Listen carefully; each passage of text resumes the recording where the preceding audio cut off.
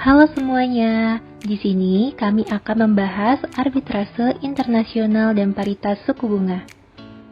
Untuk memenuhi mata kuliah Manajemen Keuangan Internasional dengan dosen pengampu Ibu Dewi Cahyani Pangestuti SENM. Dan perkenalkan, kami dari kelompok 5 yang terdiri dari Mario Christopher Alfred Padeng, Jasmine Anindya Putri, dan Poppy Duyanti. Di sini, kami akan membahas 4 bahasan. Yang pertama, arbitrase internasional, paritas suku bunga, analisis grafik, dan disertai dengan contoh kasus. Arbitrase internasional. Arbitrase dapat didefinisikan secara luas sebagai upaya untuk mengambil untung dari ketidaksesuaian dalam harga-harga aktual. Arbitrase adalah suatu tindakan yang dilakukan para pemain valuta asing atau arbitrager dalam memanfaatkan perbedaan kurs mata uang. Arbitrase lokal. Proses pembelian mata uang di lokasi tertentu di mana harganya murah dan dengan segera menjual mata uang tersebut pada lokasi lain dengan harga yang lebih tinggi. Arbitrase lokasi umumnya dilakukan oleh bank atau pialang valuta asing yang komputernya terus-menerus memantau kurs pada bank lain. Jika bank lain mengetahui perbedaan antara bank A dan bank B, bank tersebut akan segera melakukan arbitrase lokasi untuk memperoleh keuntungan bebas risiko dengan segera. Berikut contoh kasus dari arbitrase lokal. Dengan gambar di samping, diketahui memperoleh dolar Selandia Baru di North Bank dengan kurs jual sebesar 0,640 dolar, kemudian menjual dolar Selandia Baru tersebut ke South Bank dengan kurs beli 0,645 dolar. Jika mulai dengan uang sejumlah 10.000 dolar dan melakukan satu transaksi lengkap, berapa dolar Amerika Serikat yang diperoleh pada akhir transaksi ini? Dapat dilakukan perhitungan dengan cara jumlah awal sebesar 10.000 dolar akan dikonversi menjadi dolar Selandia Baru yang dihitung dengan 10.000 dolar dibagi 0,640 per dolar Selandia Baru pada North Bank, yaitu dihasilkan 15.625 dolar. Kemudian 15.625 dolar Selandia Baru akan dijual seharga 0,645 yang berarti kurs beli di SoftBank dan memperoleh hasil 10.078 dolar. Maka keuntungan dari arbitrase lokal adalah 78 dolar. Yang kedua, arbitrase segitiga.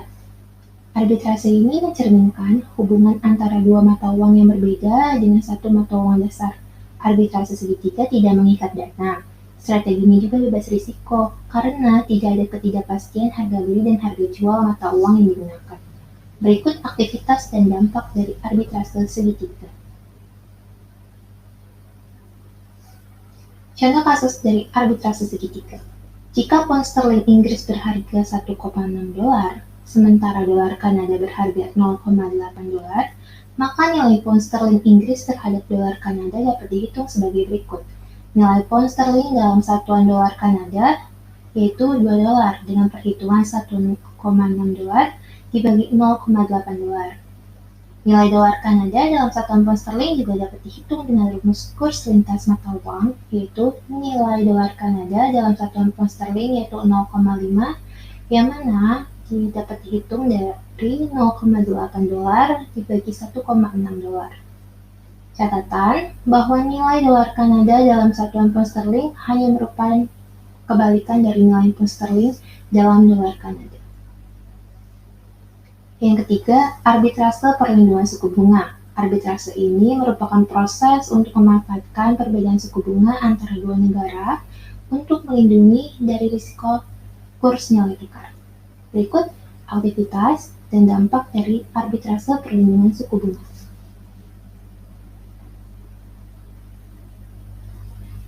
Yang kedua, pembahasan yang selanjutnya yaitu paritas suku bunga, yaitu kondisi keseimbangan di mana kurs forward dan kurs spot berada pada jumlah tertentu yang dapat mengompensasi perbedaan suku bunga antara dua mata uang. Teori ini menyatakan bahwa besarnya premi atau diskon harus sama dengan selisih suku bunga antara dua negara terkait. Derivasi paritas suku bunga atau turunan dari paritas suku bunga, yaitu adalah ada jumlah valuta domestik dengan keterangan AH, kurs spot dengan keterangan S, suku bunga luar negeri dengan keterangan IF, dan kurs forward dengan keterangan F. Dan berikut merupakan rumus yang dapat digunakan dalam perhitungan paritas suku bunga. Contoh soal paritas suku bunga. Diketahui seorang investor memiliki dana yang diinvestasikan sebesar 2 juta dolar. Kurs spot dari mata uang Jepang atau yen adalah 2 dolar. Kurs forward dari mata uang Jepang atau yen adalah 3,5 dolar.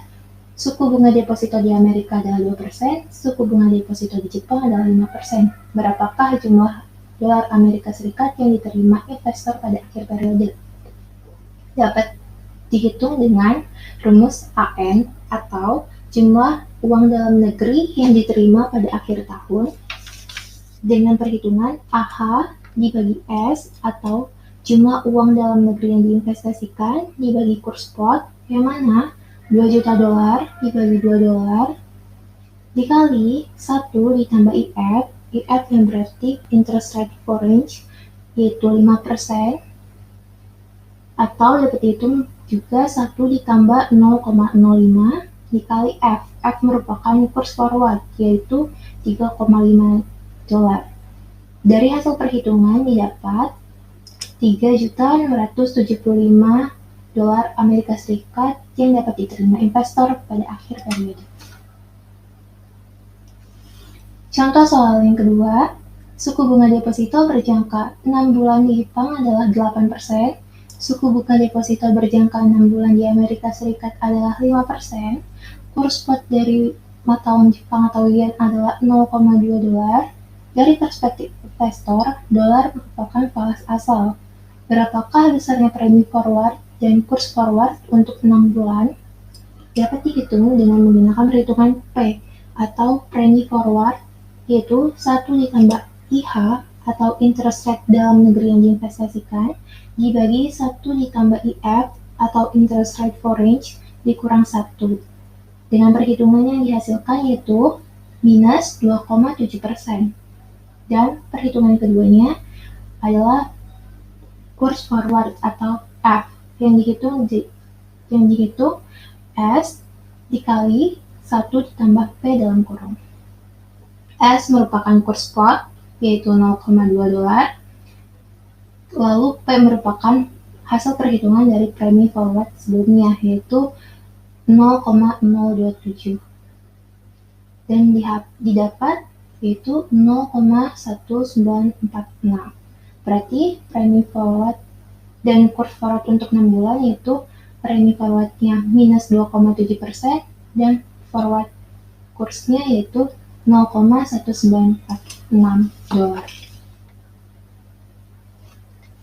Pertimbangan pada saat menilai paritas suku bunga dapat dipertimbangkan dengan 1. Biaya transaksi, 2. Kebijakan restriksi valuta, dan yang ketiga adalah undang-undang pajak. Berikut merupakan analisis grafik dari paritas suku bunga. Keterangan dari analisis grafik yaitu titik yang mencerminkan diskon, di mana suku bunga asing melebihi suku bunga asal. Kurs forward seharusnya memiliki diskon kira-kira sebesar perbedaan tersebut yang dicerminkan oleh titik A pada grafik di samping. Dan yang kedua, titik yang mencerminkan premi forward. Pada setiap situasi di mana suku bunga asing lebih rendah dari suku bunga asal, kurs forward seharusnya memiliki premi kira-kira sebesar diferensiasi tersebut yang dapat dicerminkan oleh titik C di gambar di samping. Terima kasih telah menyaksikan sajian dari kelompok 5.